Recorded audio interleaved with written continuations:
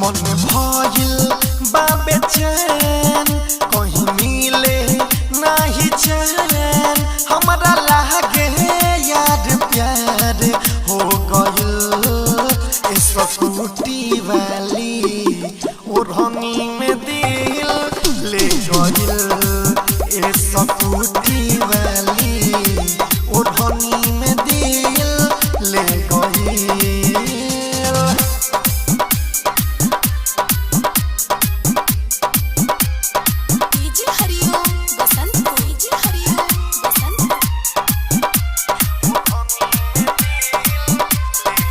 खाना तो निक नहीं लागे रे भाई पानी पियल नहीं चला रे दिल के बात हम के करा से कही हमरा तो कुछ न बुझाला रे यारा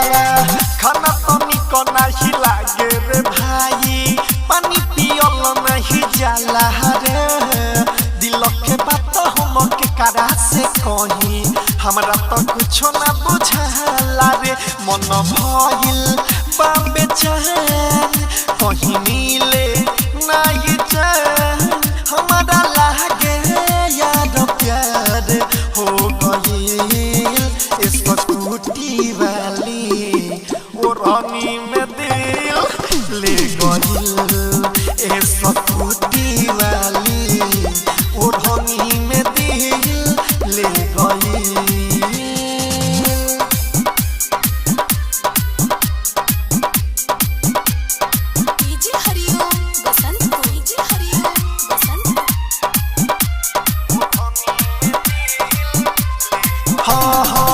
किसन सुधीर बात कहतानी साचे रोज रोज सपना में आवेली रतिया के नींद हमर खुल जाला भाई अंगुली जब दाते दबावेली रे यारावा संदीप प्रदीप बात कहतानी साचे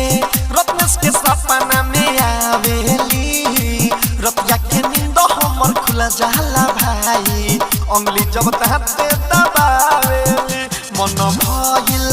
बा बेचैन